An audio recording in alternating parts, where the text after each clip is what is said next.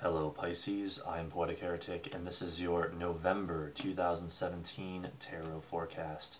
Do remember you can use these videos for your sun, rising, and moon signs.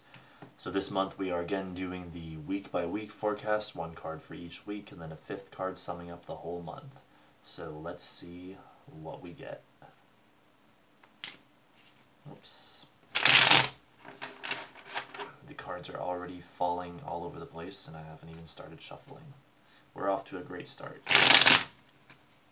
But that's okay, we'll just let the cards end up wherever they end up, because everything happens for a reason.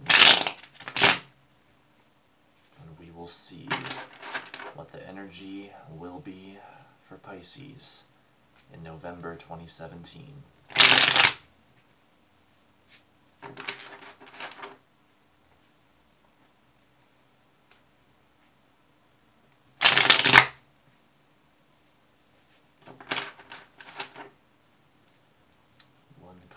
For each week, and then a fifth card for the whole month.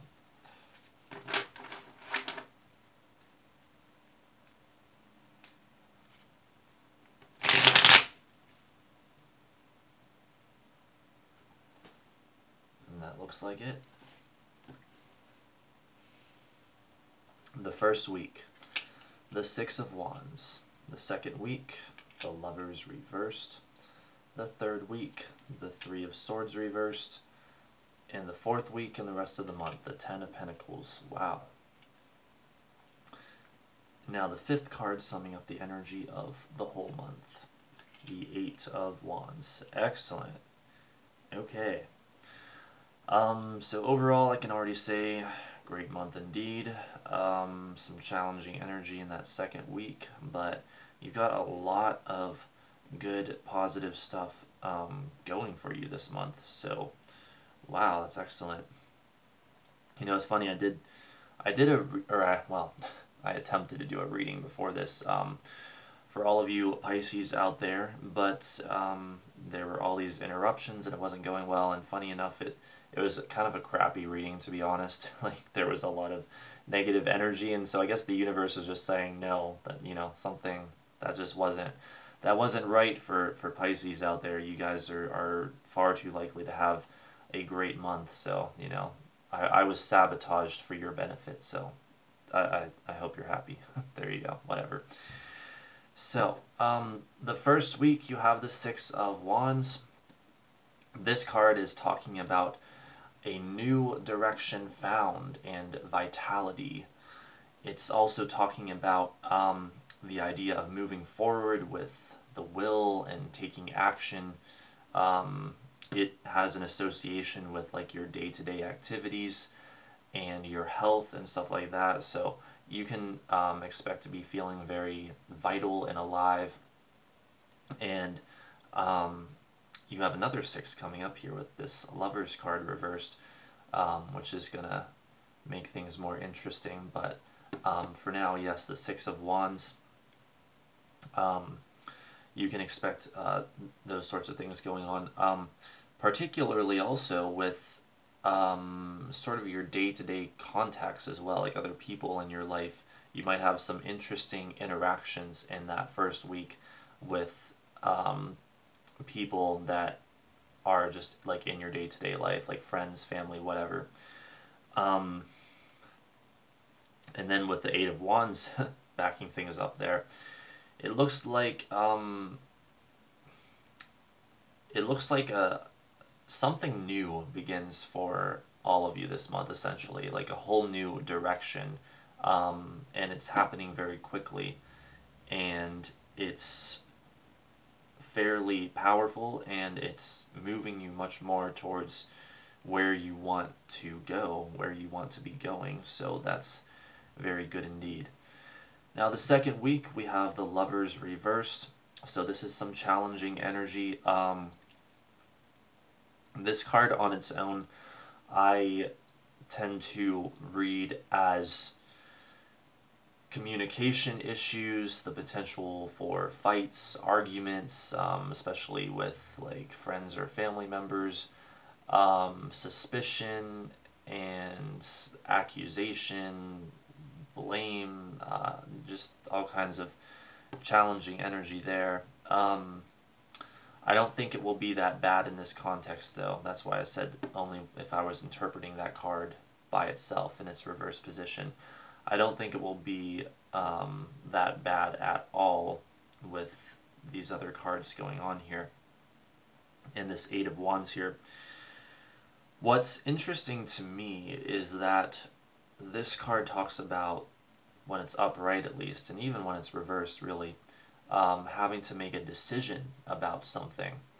And so when you have this sort of sudden change of pace, this new direction found, this new development, it may require that you make a difficult choice, or that you make some kind of choice in or around the second week. That would be my main interpretation of this. Another interpretation is, let's see here, with it being another 6, and so talking about again your sort of day-to-day things. Well, this is a new direction found in your life, especially in that practical area of your life, the practical areas of your life. So this card's reversal could indicate a shakeup in a sense of that, or having to maybe let go of some of the old ways of doing things. I think in this context that would be a fair interpretation as well. But regardless, I mean, let's dig into this card a bit more here. In its reversal, it would be advising you to focus on the idea of the coming together of opposites, the union, you know, it's the lovers, it's the coming together of the male and the female, the masculine and feminine energy. Focus on that idea of unification and be unified within yourself as well, and connected to something greater than yourself, as you can see the angelic figure in the card there sort of presiding over the two lovers. You know, stay in touch with the deeper, more spiritual realms, the more spiritual side of yourself as well.